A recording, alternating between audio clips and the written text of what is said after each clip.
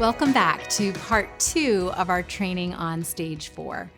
In the last video, we covered the basics of stage 4, how to know when you're ready for stage 4, the benchmarks you're shooting for, and some of the general principles of how to launch well. In this video, we're going to zoom in a bit and look specifically at how to create a detailed 3-month launch plan around your grand opening. And I will be serving as your trainer for this video. As you plant this church, and especially as you look towards your grand opening, it's important to remember that Jesus is committed to building his church. He is building this church by reaching, discipling, and deploying people who right now might be far from God.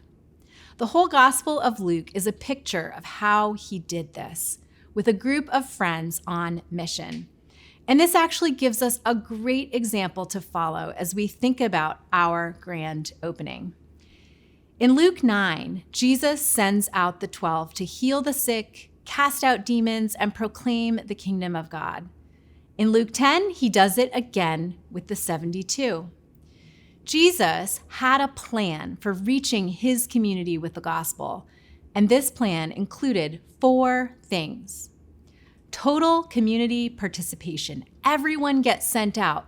This is an all-play event. Focused prayer. They begin by praying to the Lord of the harvest. That's what Jesus and the disciples do first. Individual equipping. Jesus gives his disciples specific instructions and training. And lastly, intentional strategy. Jesus sends the disciples strategically to every place he was about to go. So Jesus has a plan here in Luke, and this plan gives us a great framework for thinking about our grand opening. Total community participation, focused prayer, individual equipping, and intentional strategy.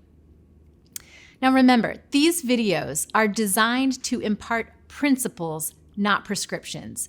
It's up to you to design a plan that works best for your context. But as we look towards our grand opening, we'll use these 4 categories as a framework. First, a quick word on total community participation.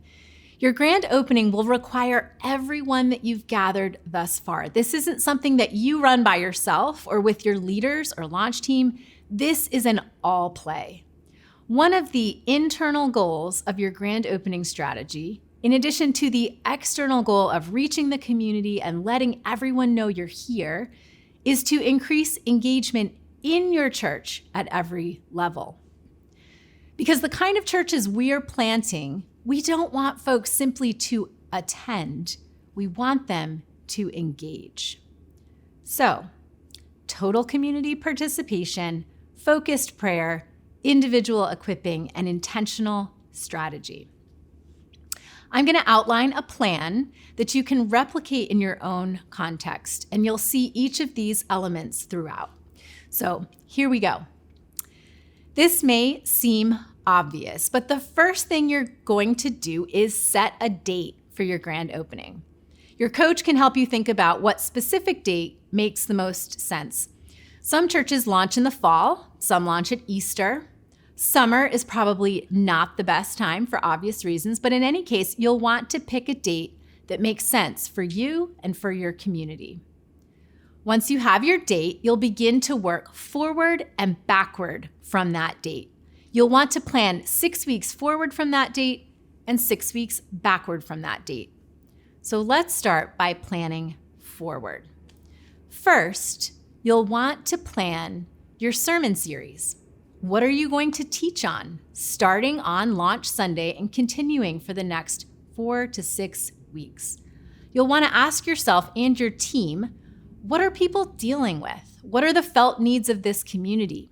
What will you teach on that will capture their interest and then invite them deeper and further into the story of God?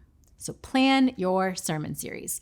Once you know the theme and what you'll be teaching on, you'll want to plan the grand opening day itself.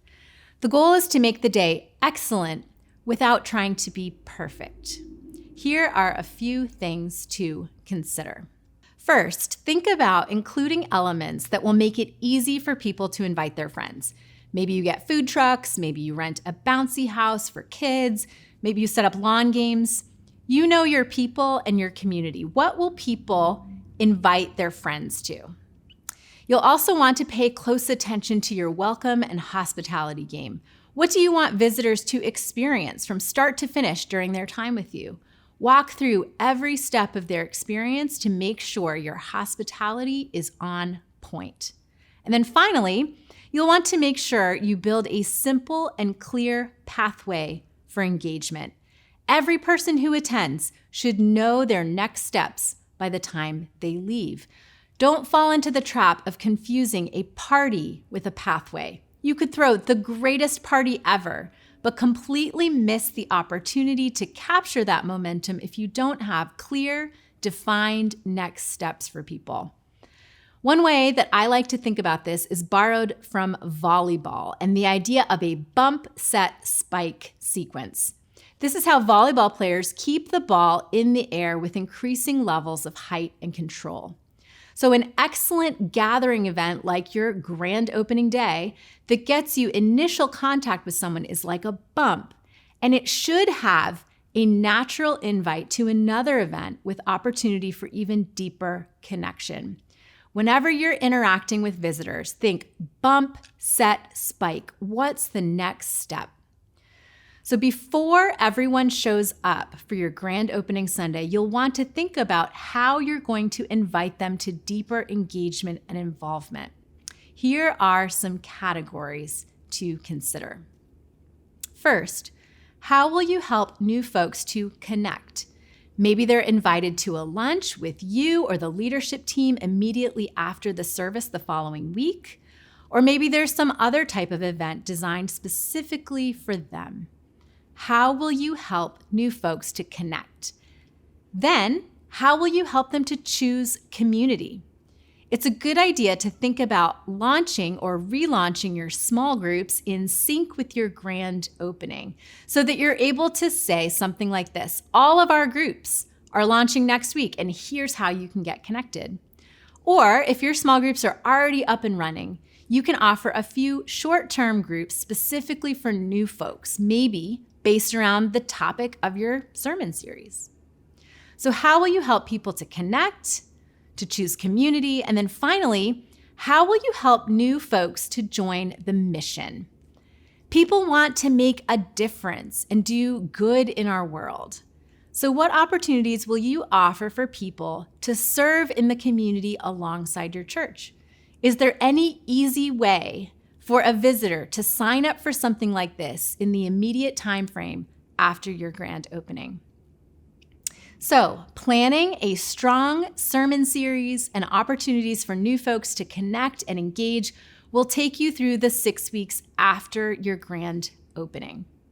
And now it's time to work backward from your date and fill in what happens in the 6 weeks before your grand opening. The goal here is to prepare your people. So here are a few thoughts on how to do that well. First, plan an evangelism series leading up to your grand opening day. Remember, the goal is total community participation. Most people don't participate because they feel ill-informed or ill-equipped. So you could use something like the Bless resources from Make and Deepen Disciples that Drew shared about in the Outreach System video.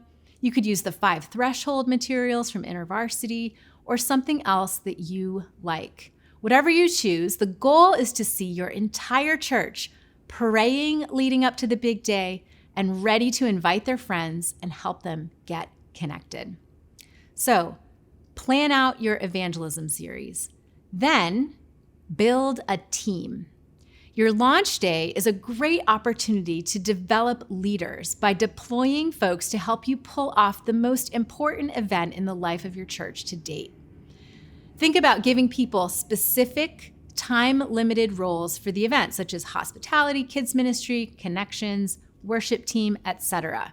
Build a team for the big day. Next, you'll need to equip this team. What training will these people need to be able to do what you're inviting them to do? Plan out your trainings ahead of time and get them on the calendar. So build a team, equip the team, and then lastly, you'll need to cast vision and communicate. You'll want to think about both internal communication and external. Internally, you should sound like a broken record. Over-communicate. Dates and details and all of that good, important stuff, but also vision. Everyone in your church should be clear about the why. This grand opening day is not about building a name for the church. This is about partnering with God to reach lost people in the community. This is why you started your church in the first place. So everyone should be clear on that why. Externally, you'll want to do a large-scale communication blitz starting about a month before. Think about every possible avenue: email, social media, postcards or mailings, invite cards for people to hand to their friends, and posters and signs, especially if you live somewhere like I do, a college town where that's pretty common. So that was a lot of information. There is a template in your well-conceived plan that will help you to go step by step through this plan. But if we just review for a minute, you've picked your date, you've worked forward and backward from that date, and now it's time to execute your plan. So you're gonna pray some more, you're gonna pray some more, and you're gonna have the best grand opening ever. And then when it's done, you're gonna make sure while it's still fresh that you take time to evaluate. You'll want to take note of what could be improved and done differently for next time, but you'll also want to make sure to celebrate the wins. Jesus and his team celebrated. In Luke 10, the disciples returned with joy. They had seen incredible things. And while they celebrated these things, Jesus also reminded them to rejoice, first and foremost, that their names were written in heaven. So keep track of what God did during your grand opening weekend and share the stories. What percentage of your church was praying for their friends? How many volunteers participated? How many people came to faith, joined groups, or joined the mission? Celebrate these wins, not just with your team, but with the whole church. Tell the stories. And finally, the very last step is to set the next date. Did you think you were only launching once and that was it? No. Healthy, growing churches relaunch every year and do a large-scale total community participation event like this regularly, at least twice a year. So your very last step is to decide when you're going to do this again. One of your assignments this week is to sketch out this 3-month plan. You'll find a template for this in section 7 of your well-conceived plan. Don't forget to bring all your questions to your coach and pick their brain about some of the best grand openings they've seen, and then come ready to share your ideas for feedback at your very last cohort gathering.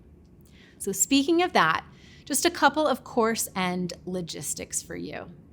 You will have 2 weeks from the date of your final cohort gathering to complete any missing assignments, including all remaining sections of your well-conceived plan. Remember that completion of the course in full is a requirement for receiving a covenant agreement. So please make sure that everything is checked off on your course homepage. You can connect with your coach or your cohort facilitator if you have any questions about that. There are a few optional videos at the end of the course homepage that you can watch or simply check that you've completed even if you chose not to watch them, which is fine because they're optional, though they are great resources. Just make sure that you check them off as having been viewed. And with that, I'm going to sign off and congratulate you on completing all of the videos in this course. It's been an honor to serve as your guide and bless you in your planting journey from here.